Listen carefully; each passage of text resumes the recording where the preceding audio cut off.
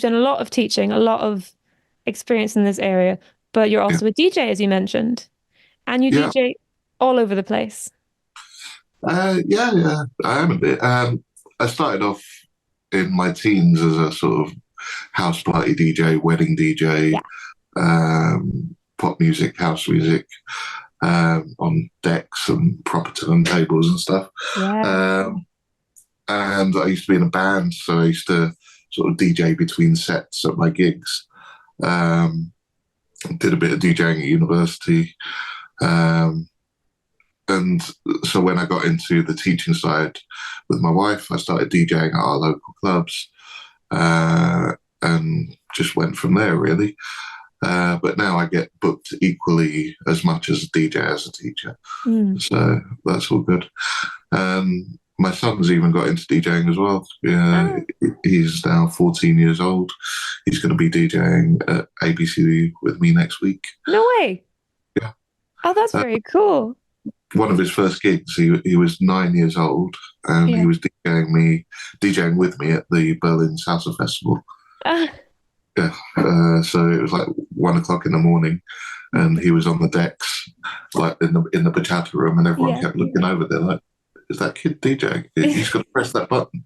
Yeah, I was like, "Yeah, he's DJing. Leave him He's got alone." He's this. fine." Okay, so when we talk So, about people now fast tracking these days, I think you're all over that. well, no, he didn't fast track. No, no, I'm teasing. He was sitting on my lap since he was 2 years old. Yeah, So he's 14 now, and so he's actually got 12 years experience as a DJ at fair 14. play. I take it back. I take it back completely. He's got more experience than I, most seasoned DJs have these days. I know what you mean. No, oh, that's good fun. Does he prefer salsa or bachata to DJ? I think he prefers bachata, but he Hmm. does DJ salsa as well. So Hmm, very he's cool. going to be DJing the afternoon social on Sunday at Oh, ABCD. is he So gonna? Are you gonna be there supervising? I don't supervise him. He does his own Oh, thing. Yeah. that's incredible. How long has he been unsupervised DJing? That's really, really cool. At least the last 2 years. Yeah. Oh, fab. Yeah. What a responsibility. Yeah. Love it. No, a big shout out to Fanny and Mo and Mauricio, like all these guys that do the UK events. They put a lot of trust in him, and that's really good from my perspective as his dad. Yeah, yeah. Um, Bet you're really so proud. yeah, so they'll happily put him on the DJ rota, and they'll give him a good slot as well. So Oh, that's good. that Yeah, is really decent. Well, if he's good, he's good. yeah, he They is. they can see that, so they're happy. Exactly. That's really cool. Sometimes, like, he's on the DJ booth, and then I come on, and everyone's like, "Oh, get Tyler back." Oh, it's a bit early for him to be kicking you out, isn't it? It's quite nice, actually. I can just chill out and go dance. There you go. Fair play. Yeah, I still get paid though, so it's fine. Nice one. And you're also responsible for the all of the routines and shows, music as well. Yeah, That is a uh, mammoth of a task. yeah. I think we've got about 20 odd shows at the event this week, and I've been chasing all the artists for the last month to get their music to me, and Yeah. some of them have only been giving it to me today, Oh. But it's quite common.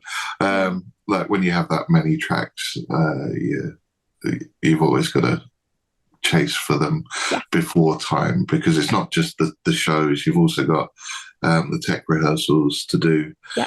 And when you're doing tech rehearsal for 20 shows, you don't want to be wasting time. Sort Oh, of, oh, can you email it to me? Can you airdrop it to me? Or have you got a USB stick and like yeah. all this sort of Gosh, you'd stuff? be there for hours, wouldn't you? Exactly. You want to get all that done and dusted before you turn up for the rehearsal. So Definitely. that's what I've been doing. Nice. That must be keeping you very busy this week. Yeah, yeah, it has indeed. What's your favorite part of a festival? A weekender? Sleeping. No. No, for me, it's the social dancing. I've always that's why I do this. I really enjoy social dancing. Yeah. I've never performed in in dance. I've always been 100% social dancing and teaching. Um, all of my performance was done before I started dancing behind a guitar, behind a Yeah. keyboard, behind a microphone. So I got that out of my system nice and early, and I just focused on the social dance. Yeah. There is magic in social dancing. Yeah. Yeah. Don't get me wrong, I love a good performance. I love watching good shows. Oh yeah. Um, yeah, but it's just not for me. Uh, I much prefer the social aspect. Social side of it. And I think I know the answer, but in social dancing, salsa or bachata, Pierre? Oh, that's like asking you to decide between your children. I love them equally. But I think that's to do with the way that I started dancing, actually, Yeah. because when I was dancing, the scene was it was much smaller and more um, cohesive. Yeah. So, like when I was learning to dance, I'd go out every night of the week. I think my longest stretch was like 42 days in a row. Oh my gosh. Yeah. But on one night, I'd be learning crossbody salsa. Next night, we'd be doing La Reina. Next night, we'd be doing cha cha cha. Next night, we'd be doing Cuban salsa. Yeah. Like you'd be learning everything at once, and you go to the parties, you'd hear all sorts of music: crossbody music, Cuban music, bachata, some kizomba, like a little bit of everything in the Yeah. parties. So for us, that's what social dancing was about. You had to know all of these dances so that when the DJ dropped a bachata, you're going to dance a bachata. Yeah. When he drops a Cuban salsa, you're going to dance a Cuban salsa. So we had to have all of these strings to our bows so that we could go out and dance to any song with any partner. And it's only over sort of the years where the scene's expanded Yeah. that it's segregated as it's expanded. Um, for me, that's been sort of good and bad, I think. Okay. Yeah. I mean, it's good in the sense that everyone can do what they like, Yeah. but it's bad because what we liked, that generation, what we liked was a bit of everything. Yeah. And that was very hard to find that then. Those are Even still if my you favorite have, nights when it's all in one room. yeah. Yeah, but that's what I'm saying. Even if you do have an event like ABCD, which is amazing, it caters for all of those styles. Yeah. But if you want to dance, you have to go from one room to the other. To the You other. have to Yeah. go and find those dances rather than it being just in one room. So, yeah. And as a DJ as well, I like DJing multi-style events. Yeah. I mean, I like DJing bachata, but when you're DJing bachata after bachata after bachata after bachata, it's like I've done some events recently where I've done a 4 hour slot Ooh, of just bachata. that's intense.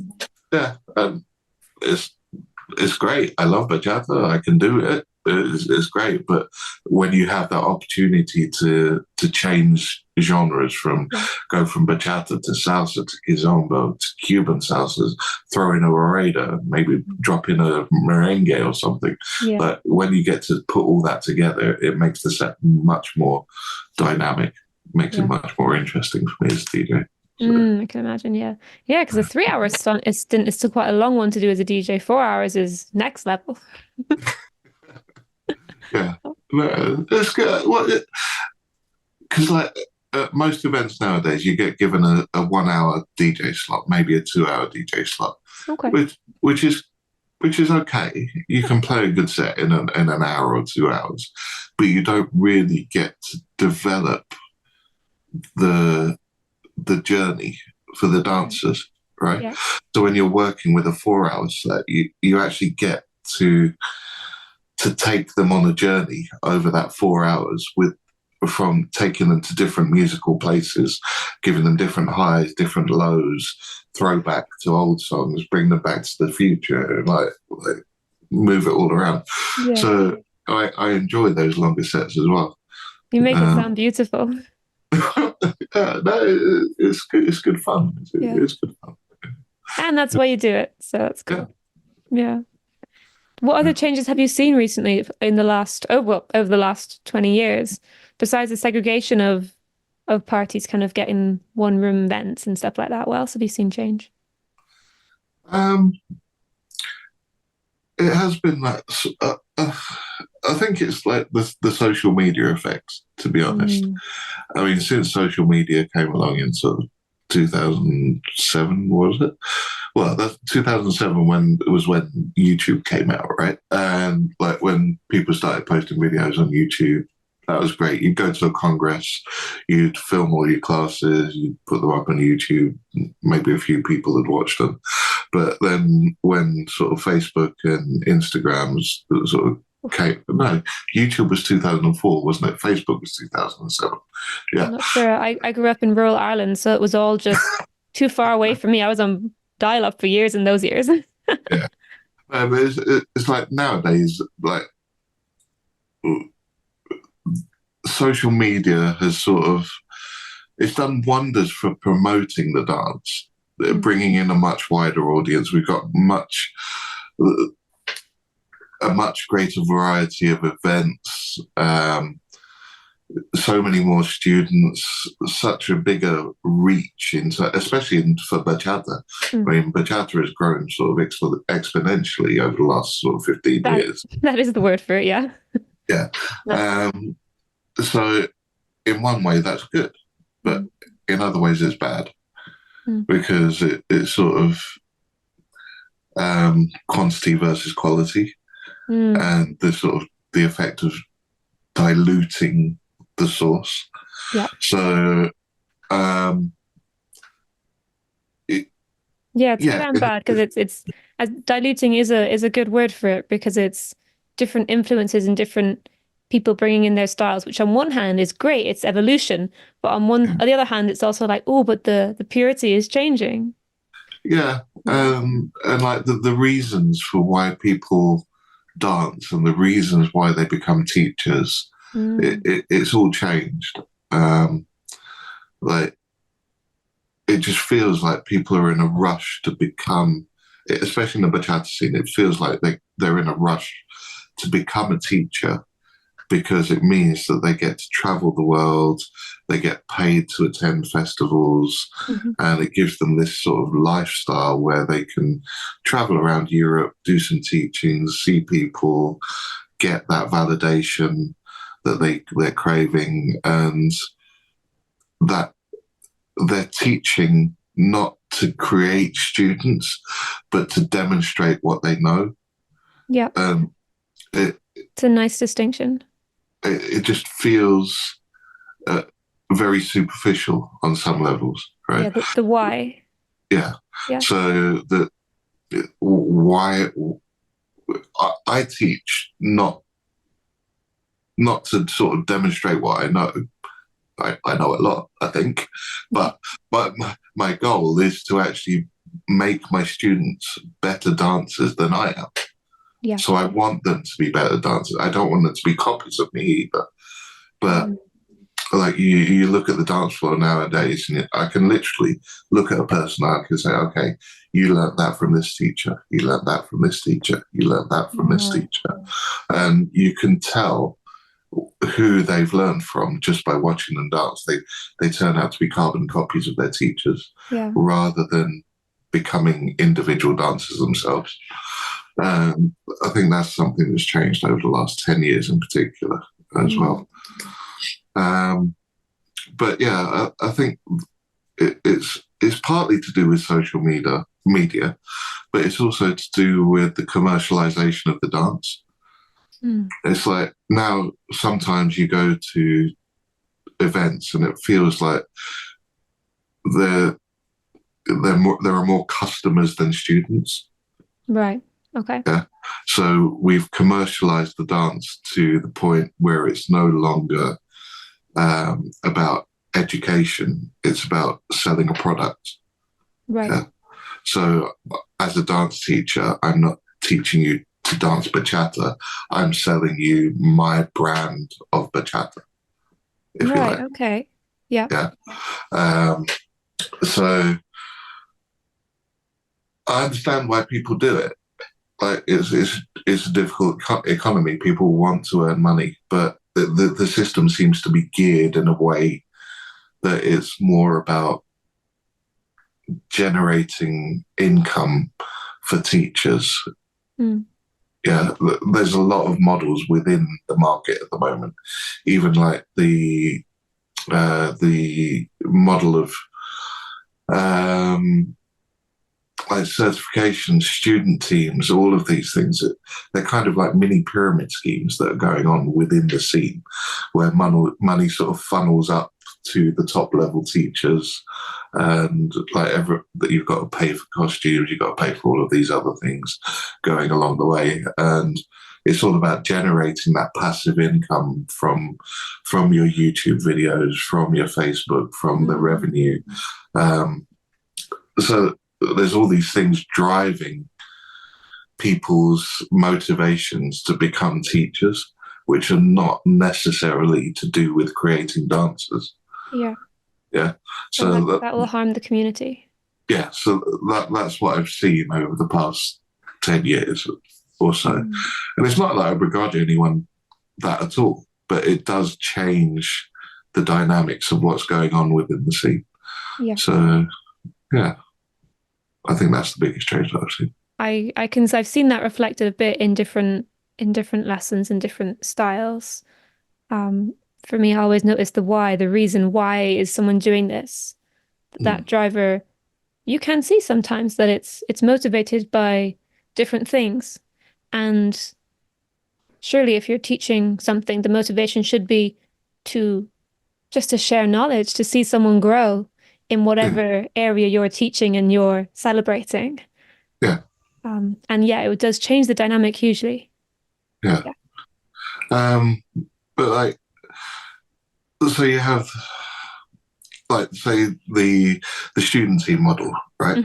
So when you go back sort of 10, 15 years, a student team was not a bunch of beginners and improvers. Like when you think about like Fernando Sosa and Tropical Gem, like they were an amazing dance team, still are an amazing dance team, but their student team is full of advanced dancers. They are still students, but they know how to dance already. Yeah. Whereas the student team model now is aimed more at the other end of the market, the beginners and improvers, on the promise that by attending a student team, they're going to become better social dancers, which is kind of backwards in itself. But it also means that the quality of shows in general has dropped, because rather than a bunch of advanced dancers performing student choreography, you've now got a bunch of beginner improvers dancers dancing that choreography. And like, to me, that's not a show. Right? To me, that's a recital. Right? So in like the ballet world, like my wife, she currently teaches children how to dance ballet. And at the end of the term, they'll have a recital where they bring the parents in to watch the ballet recital, and they clap very politely, well done. Yeah. Showcase their learning of that semester or whatever term. Exactly. And that's basically now what we're saying is a show. Yeah. And I've got nothing against these people learning how to dance and putting on that show, because it takes a hell of a lot of guts to get up on stage and do a performance. Yeah. So nothing against it at all. Of course not. No. Right. But what you've noticed over the last 10 years is the amount of people who want to go see shows has nosedived, because they don't want to sit through 15, 20 recitals. Yeah. When we used to go to shows, the standard was so much higher. It engaged you. It was like a spectacle. You'd enjoy going to watch the shows because you knew that you were going to be, wow. Yeah, amazing. You're going to be spellbound by it. Exactly. Rather than, well done, amazing job, you did so well. Right? So again, that dynamic has changed because of the motivations within the scene. Yeah. So I think sort of the monetization and commercialization of the dance has allowed the scene to grow. In terms of numbers, but in terms of quality of experience, it's taken a massive nosedive for me. I think I think I see that a bit reflected in new dancers coming in and then shooting up the levels. And they kind of think, yeah, I've done level 1, I'm going to do level 2 now, then level 3, then level 4, whatever the name of the levels are. Yeah. And it's that we want to have made it yesterday. And is it that desire for progress, to constantly feel like we're progressing? And it does change the dynamic a lot, yeah. Yeah. So, yeah. Yeah. That's my biggest observation. I feel like I could honestly listen to you for ages on different things you've picked up and observed in the dance scene. Really makes me think. I talk a lot. That's perfect. Anyone who'll listen, you know. All right, Pierre, what are you most looking forward to for this next year, for 2024 in the dance world?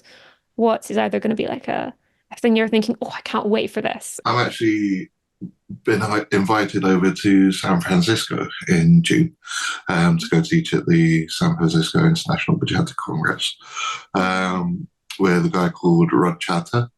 And he's one of the sort of OG bachata teachers, more traditional than modern, but he embraces all the styles.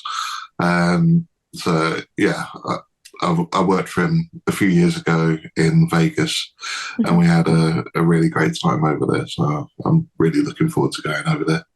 So that's fantastic. Good. Yeah. Amazing. But no, I've got a lot of events coming up this year, and a lot of them are sort of UK based, and I'm really enjoying like teaching around the UK at the moment, because there's so many people out there that are actually hungry for knowledge at the moment, and I think that's one thing that I've seen in the last year is that, like, I always write on Facebook about how like learning to dance is more than learning moves.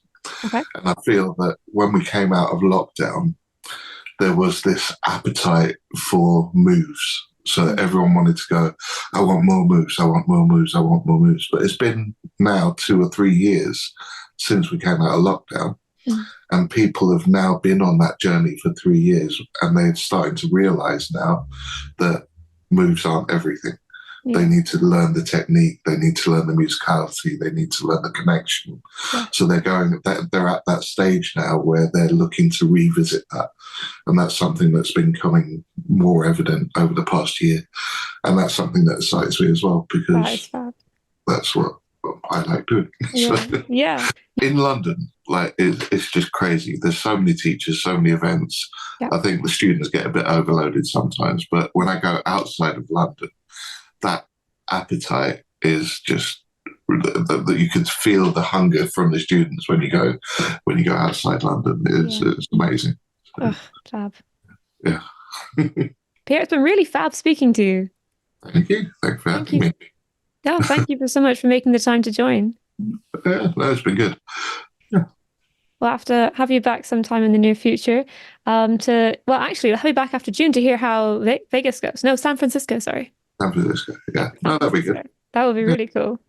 I'd love to. I know very little about the dance scene in the US, so I'd be really keen to hear and share what you've done this time around. Yeah, I'd love to. Yeah. Thank you so much. Oh, thanks for having me again. Thank you for listening to the Empowered Dancers podcast. If there's an aspect of the dance scene you would like to hear about, or a particular teacher you would like to hear from, drop me a message and I will try to make it happen. Make sure you subscribe to get every episode as it comes out. Thank you so much for the comments and questions you are already sharing. I really, really appreciate it, and I look forward to serving you in next week's episode.